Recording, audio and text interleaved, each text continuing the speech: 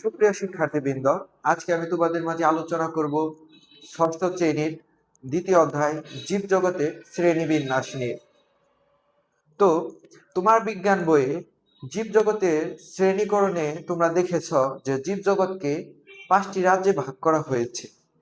একটি হলো মনেরা, Protista, fungi, plenty, Animalia. এই 5টা রাজ্যে ভাগ করা হয়েছে। এখন আমরা যে বিষয়টি নিয়ে আলোচনা করব সেটা হলো প্রত্যেকটা রাজ্যে কিছু উদাহরণ আমরা দেখতে পাই। তোমার বইয়ের 13, 14, 15, 16 নাম্বার পৃষ্ঠার মধ্যে। যেমন মনেরার মধ্যে আছে হলো ব্যাকটেরিয়া। তো ব্যাকটেরিয়াটা দেখতে কেমন আজকে আমরা সেটা দেখব, ঠিক আছে? ব্যাকটেরিয়া আছে, সায়ানোব্যাকটেরিয়া আছে, স্পাইরোগাইরা আছে, এগুলো মনেরা রাজ্যের অন্তর্ভুক্ত। সো আমরা পিছনে দেখতে পারতেছি এটা হলো ব্যাকটেরিয়া, ঠিক আছে? ব্যাকটেরিয়া আকার আকৃতি দেখতে এমন। এরপরে আমরা যে জিনিসটা দেখতে পারতেছি এটা হলো সায়ানোব্যাকটেরিয়া। এটা পুকুরের মাঝে উপরে তোমরা সবুজ লেয়ার যে দেখতে পারো এইগুলা, ঠিক আছে?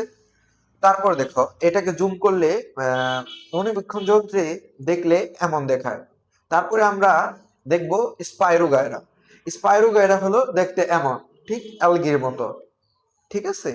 তারপরে আমরা যেটা দেখব এইটা হলো প্রোটিস্টা রাজ্যের অন্তর্ভুক্ত। এটা হলো অ্যামিবা, ঠিক আছে? অ্যামিবা দেখতে এমন।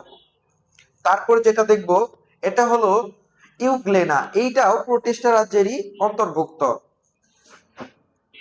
এটা হলো ফানজাই রাজ্যের অন্তর্ভুক্ত। ফানজাই বা ছত্রাক এই রাজ্যের অন্তর্ভুক্ত। এটা হলো পেনিসিলিয়াম। এটা হলো মাশরুম।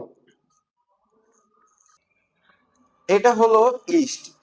এটাও ফানজাই বা ছত্রাক যে রাজ্যটা আছে সেইটারই অন্তর্ভুক্ত। এখন আমরা দেখব প্লান্টিং, ঠিক আছে? এইখানে সব ধরনের গাছ, যেমন আম, জাম, বিভিন্ন ধরনের গাছ, এইটা হলো প্লান্টির অন্তর্ভুক্ত। যেমন এটা আম গাছ, ঠিক আছে? আচ্ছা, এটা হলো অ্যানিমিলিয়া রাজ্যের। অ্যানিমিলিয়া রাজ্যে সকল প্রকার প্রাণী, যেমন বাঘ, তারপরে হলো তোমার মানুষ, তারপরে কুকুর, এগুলো আমরা দেখতে পাই। সো সুপ্রিয় শিক্ষার্থীবৃন্দ, আজকের ক্লাসের সমাপ্তি এখানেই।